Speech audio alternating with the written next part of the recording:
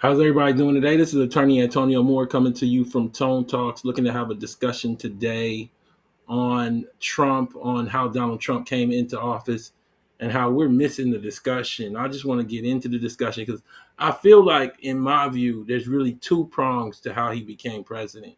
First and foremost is the white female vote and the white vote at large.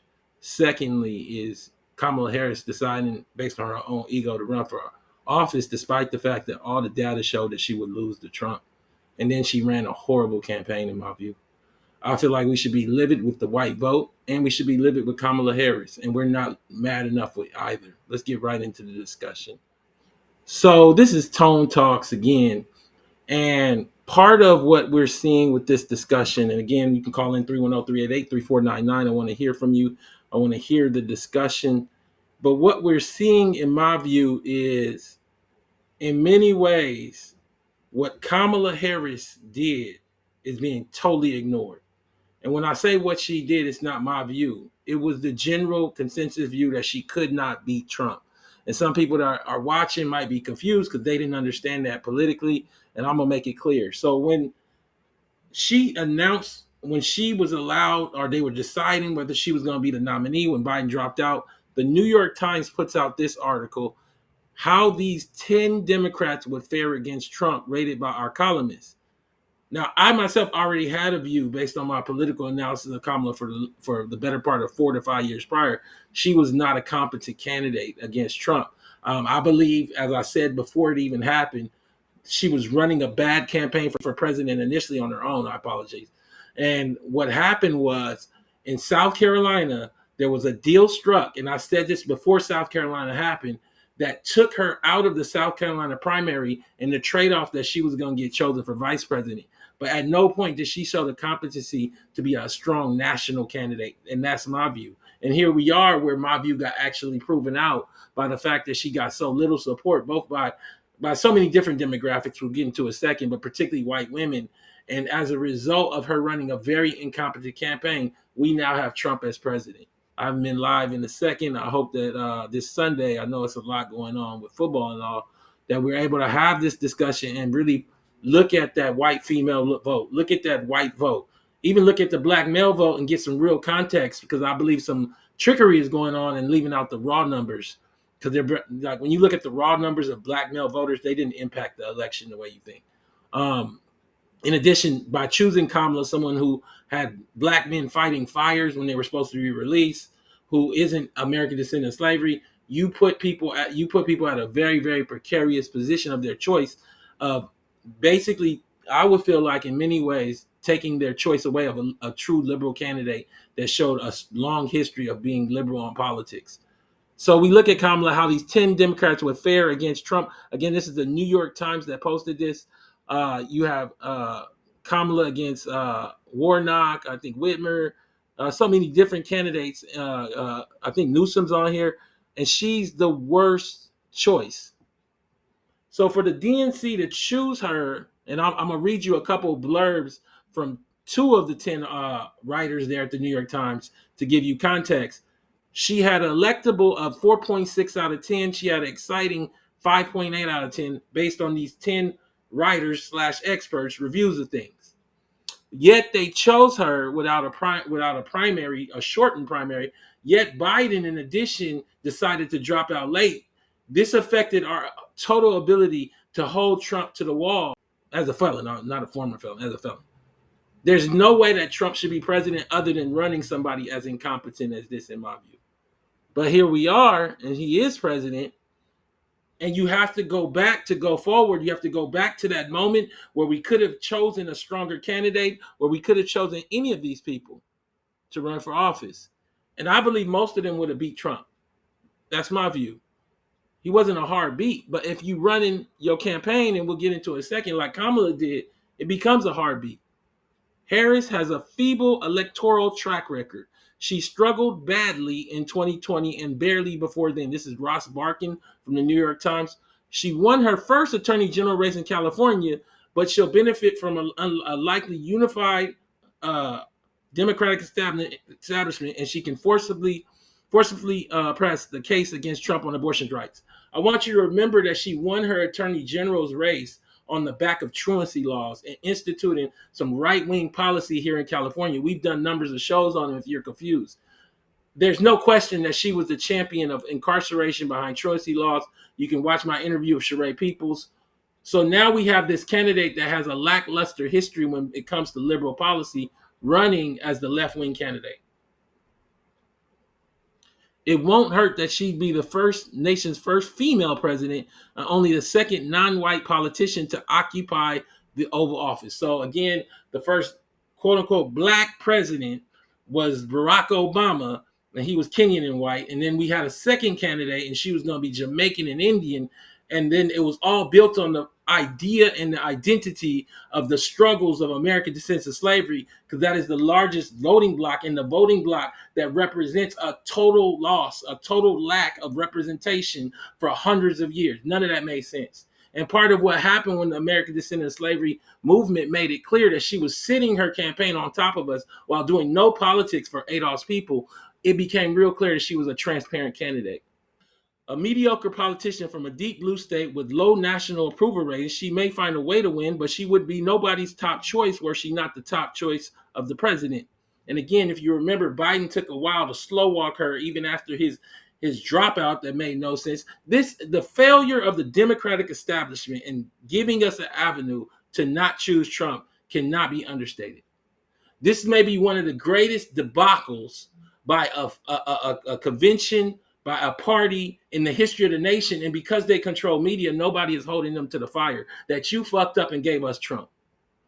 Now, in the end, people still got to go in that booth and vote for Trump. And I hold them accountable. I hold every Trump voter accountable. I don't want to hear about your small business when these tariffs affect you. But at the same time, you cannot run an incompetent candidate and then tell us that we didn't choose incompetence.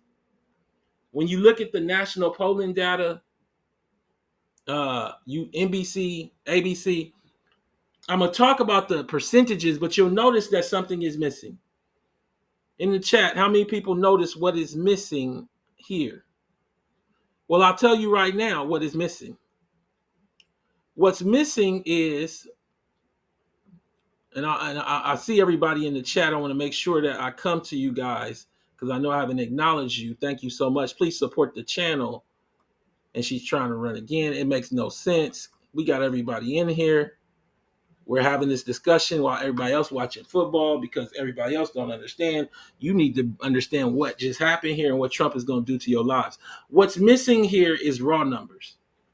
I believe also there is a propaganda to not tell you how little the black vote really is in raw number in comparison to the white vote, because that way white women can walk off without being held accountable for their raw numbers. And I'm going to talk about the raw numbers in a second to give you context that it is not the black vote. And again, black men, just like we saw with Hillary, with the scandal she had back in the day, you cannot run a candidate that locked up black men that basically is as incompetent as she was using Cardi B and Meg Thee Stallion, and then blame the voting base for not choosing this goddamn incompetent candidate.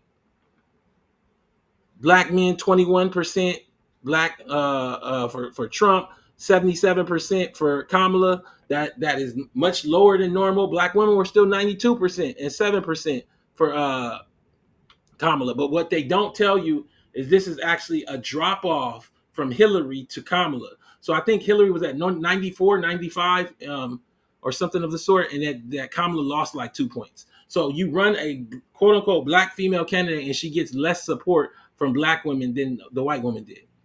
Okay. But I don't blame either of those voting bases when you ran this non-American descendant of slavery, very, very inconsistent candidate that believes she can cater to us with this low-grade people like Cardi B and Meg Thee Stallion. I blame her first for thinking that she gets the right to run. I blame Biden as well for dropping out that late. And I blame the whole Democratic establishment for not giving us a choice. But more so than anything else, I still blame white folk. Because when you look at white folk, white men were 60% for Trump and white women were 53% for Trump. But you do not understand this data until you get here. Let me go forward. Let me go forward to go backward because I want to make sure that we get this. In the red is the raw number. On this left side is the raw number, 310-388-3499 to call in. Please, I want to hear from you. Okay. I want to hear from you. Um, Somebody in the chat said we told people not to vote. No, I said down ballot Democrat. I didn't really say that at this time though, so I don't know. I think some of you are confusing. You don't watch my show, so I never told nobody not to vote.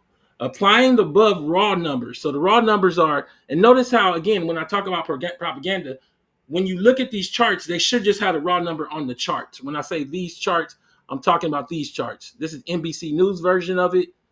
It just shows percentages, and that makes white people able to hide from the raw numbers. But when you look at the raw numbers, white Americans were 111 million votes, both the male and the females.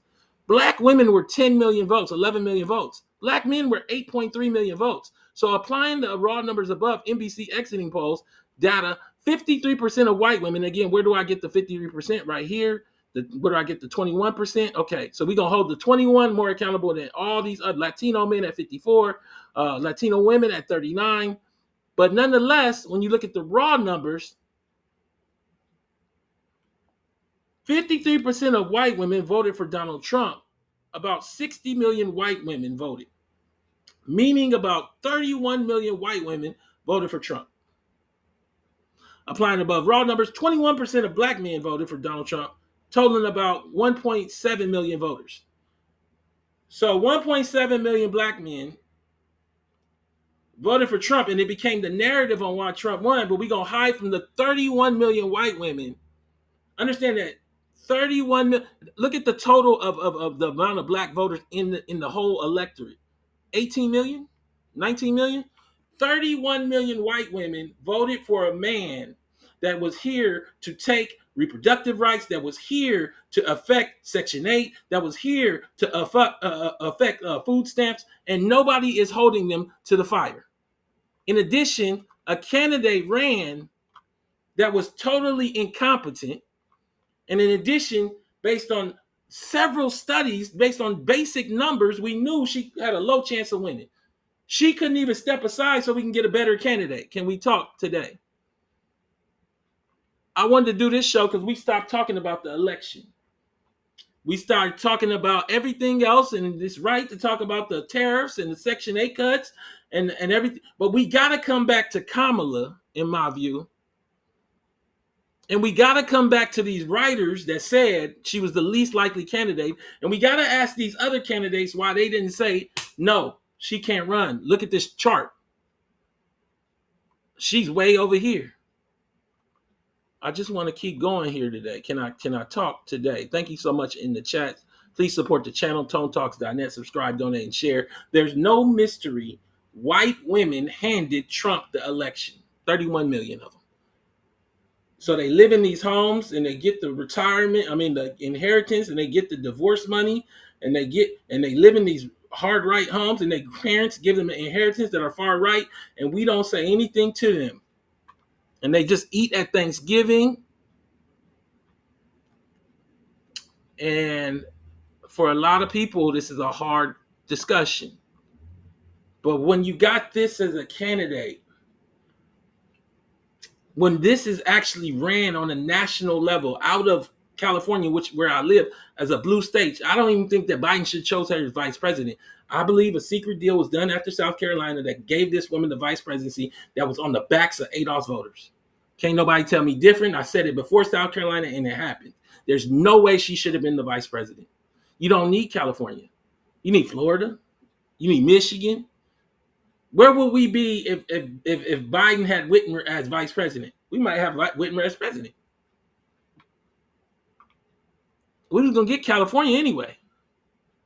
Okay, but everybody hiding now. Now you got Angela Rye. You got who's the other lady that's talking about reparations? The one Grenadian lady in the chat. What's her name? I forgot her name, but she running out talking about all kind of stuff about Obama. Now everybody understand. Okay. We're going to have this discussion today on this Sunday, 310-388-3499, but we have to go forward. Kamala brought out Megan Thee Stallion to pop it. Again, you can go pull the article and read it yourself. And we're also looking at the raw numbers against these percentages, because a lot of people got hung up on the black male numbers but didn't deal with the election was really won and lost by the white vote. Again, there's no mystery. White women handed Trump the election.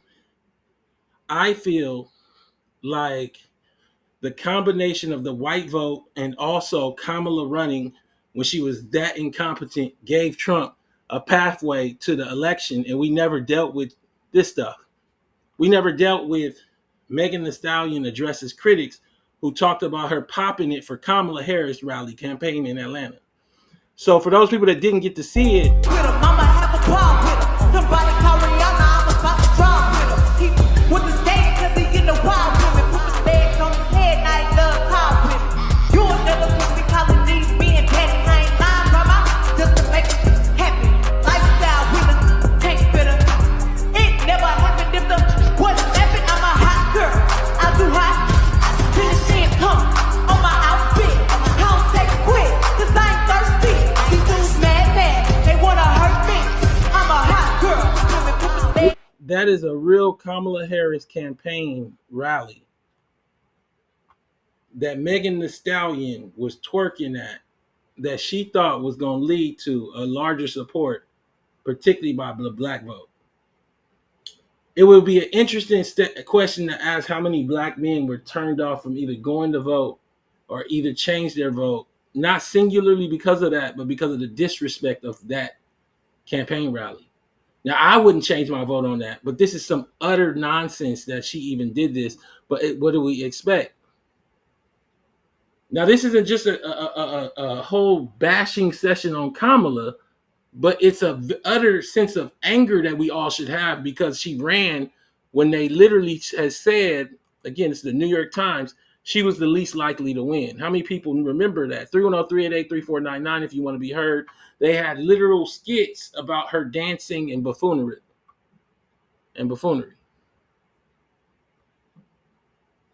Hotties for Harris. Part of the reason I did this show is to come back to the tweet that I put out maybe a week ago or so. We all should be livid, both with Trump voters and the Democrats, for running Kamala Harris when it was clear she had the lowest chance to beat Trump per the New York Times before she was chosen. She had the lowest electable and excitement numbers in beating Trump before selection to run. Here's a projection for Kamala Harris, wide margin of loss in a few weeks, and this is what they were putting out. I don't know how we get to a point where she is not at the forefront of our anger of why and how we got Trump right next to who should be at the center, the white female vote and the white male vote.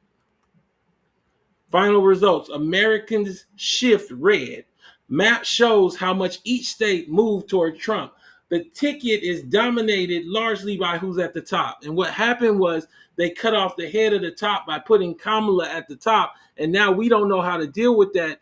And we just walked away from U.S. election 2024 results, how black voters shifted towards Trump. Kamala Harris won 75 million or so, or 48.3% of the votes cast. That was 6.2 million fewer popular votes than Biden won in 2020. That is a huge loss. But 770,000 more than Trump won in 2020. More than 155 million Americans voted in 2024. Again, 111 or 112 million were white folk. So we don't understand the context of white and black, and because we use the words and they seem one-to-one. We are not one-to-one when it comes to wealth in any regard. Again, white Americans hold about 130, 140 trillion dollars in household wealth to use to support political candidates locally and nationally. We hold about 5 trillion, and it's mostly house and pension. We do not exist in terms of the investment in politics. So then we come to the raw vote. The raw vote, they have 111 million votes. I think we're at like 20 or 25 million. It's also just the second time that more than 140 million people voted in a presidential election. In relative terms, voter turnout nationally in 2024 was 63.9%. That is below the 66% voter turnout recorded in 2020. Democrats were united and turned out Kamala Harris lost anyway. While polls showed a tight race, Harris lost in a high turnout, high enthusiasm environment, shows how the party messaging fell flat. Of course it's going to fall flat when this is your messaging.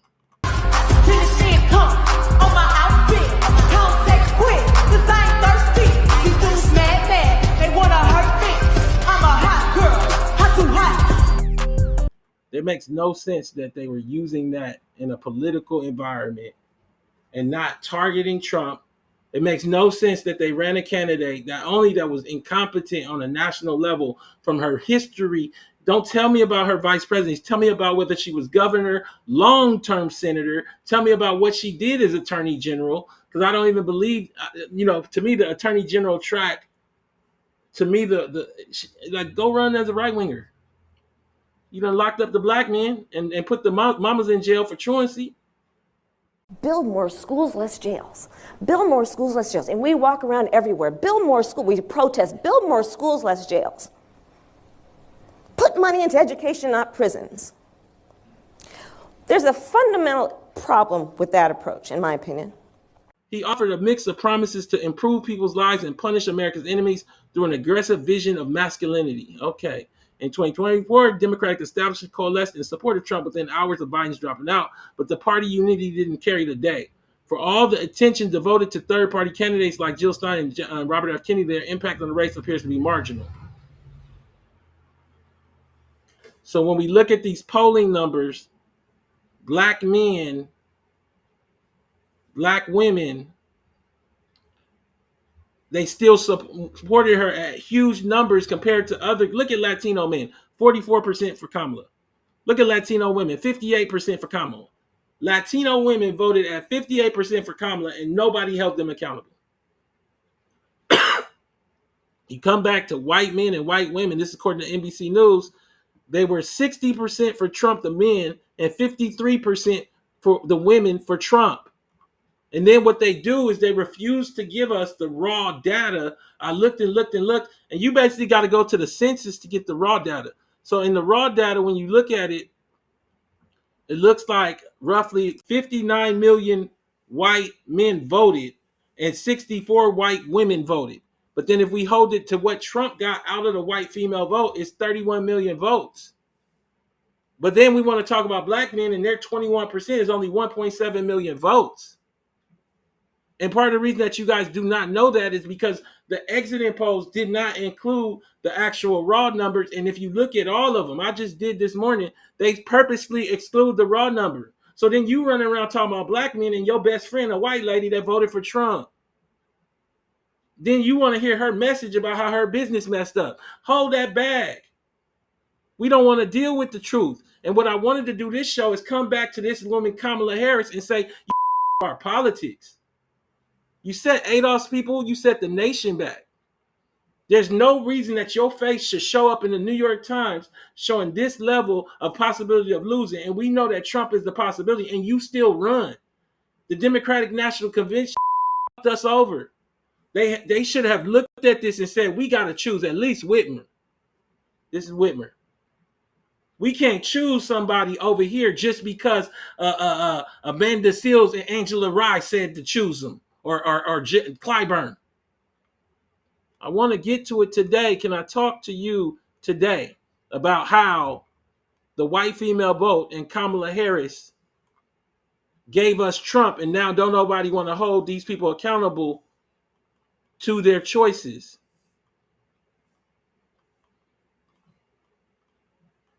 I want to talk. Kamala Harris AG office tried to keep inmates locked up for cheap labor. Who were the inmates? They were black men and brown men forced to fight fires. Lawyers for California also argued that allowing certain inmates to be paroled early would deplete a program that allowed prisoners to fight wildfires. So when you ask me, how do I know they were fighting fires? They were fighting fires because the state lacking resources because people ain't paying their property tax. We tie that back to the show I did on Palisades and the Eden fires.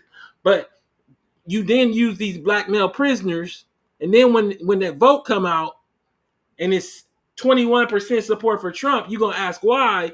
Because you ran a woman that has this in her political background. I don't give a damn if she's Indian and Jamaican. What does that have to do with being an American descendant of slavery? I want to see a political history where she fought against this. I don't want to hear about truancy laws, where she instituted policy to put mothers behind bars that did not deserve to be behind bars. Go look up my interview with Sheree Peoples. So now you get to a point where the political support was not there. In addition, it's not whether Kamala Harris is black enough, critics say, but whether her policies will support Native Black Americans. This is an article about me and Yvette's position before everybody else, stating that this woman is running on the back of MLK, that is running on the stage of HBCUs, but in actuality doesn't represent anything that we stand for. But as long as she gave you the dancing, you was good. You was Gucci. For many of you, your political naivety was embodied by Kamala Harris, and now you don't want to hold to the fact that you believed in magic. Magic and hip dancing.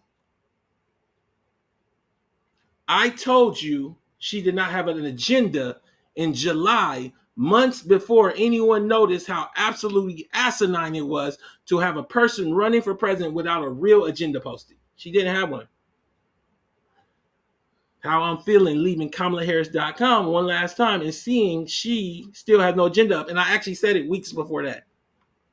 Do y'all remember when I said she didn't have an agenda posted?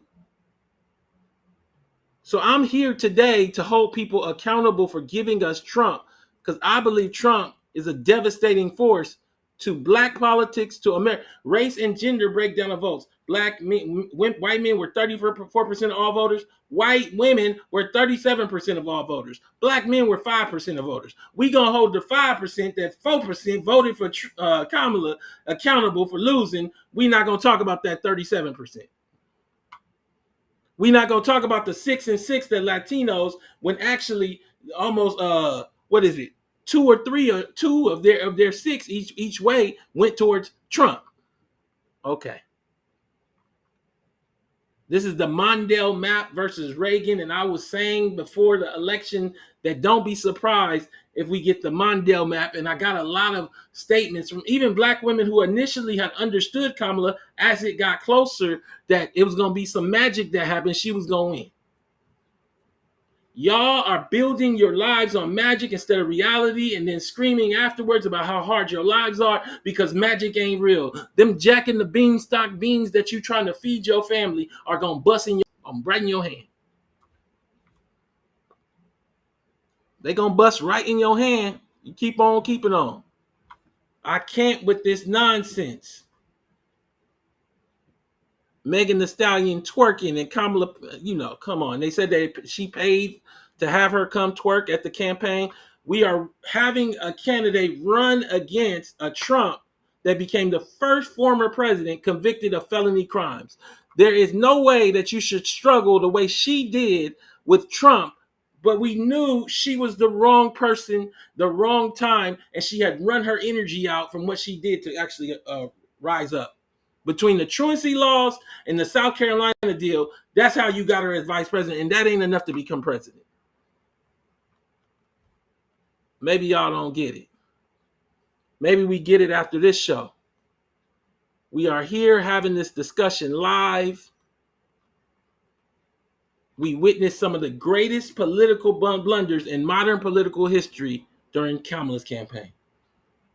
Who in their right mind would have Megan Thee Stallion come twerk?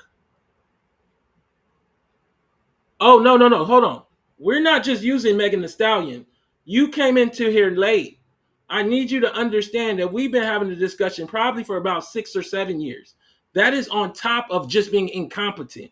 She was an incompetent, lazy candidate, starting with truancy laws, going to locking up prisoners that should have been freed, coming to the fact that she was not all that great as vice president, coming to the fact that she ran a horrible campaign in her primaries, coming to the fact that you don't even understand that we don't need a Californian vice president. We need Florida, we need Michigan, we need Ohio. God damn, you just ain't ready to have this discussion. It's levels to this. Get your ass out of here. So we having this discussion, and we got people that come in and don't understand. You coming in the middle of a 6-year, 7-year, 8-year project, and you don't understand that we don't need a California vice president. But it's okay. You just don't get it. You don't know. You don't know that if we would have picked somebody out of Michigan, how it might have changed with a strong backing there. And we damn sure don't need a Kamala Harris that chose Cardi B in her last days to come speak for her that doesn't even have a true command of English to me. Watch Cardi B at Kamala Harris rally. People like Donald Trump don't believe women deserve rights. Do we really trust this man with our economy? A man who only cares about making himself rich and cutting taxes for his billionaire friends? This is the same Cardi B. On that money. Her and this man standing on money. And she got pictures with her on top of money all everywhere. But she's going to talk about the economy and wealth. For those people that cannot grasp how incompetent that is, that's for you just to understand that you living on a low level. You cannot bring out that level of low level person in your last struggling ass days and think you even got a better chance to win. I don't know if people understand how many white women voted for Trump, like 31, 32 million. I don't know if people understand. I understand that black men uptick, but don't choose Kamala. Let's see what the numbers are. Because traditionally, they don't uptick that way towards the right. I don't know if they understand what happened when you put somebody before us that doesn't have an agenda. For that person that said something earlier, I told you the day she announced she does not have an agenda. I told you 2 weeks later. I told you 4 weeks later. You were not here for that because you don't talk politics like we talk politics on Tone Talks. So if you don't have an agenda for, I think it was like 8 to 12 weeks, and you only running a campaign for like 3 months, you basically incompetent. The fact that Trump is president needs to be held at the footstep of the white vote, of the white female vote, and also Kamala Harris and the DNC. I don't see you guys holding them accountable the way that they should be. There's no reason that Kamala should have any inkling in her mind that she'd be able to run for president again. What happened here was a travesty. It was a vote that basically was stolen from a lot of people who would have loved to have a far left candidate who really had a far left background. This is Tone Talks. Please go to tonetalks.net, subscribe, donate, and share. Thank you so much for tuning in. Welcome to Tone Talks. Welcome to Tone Talks.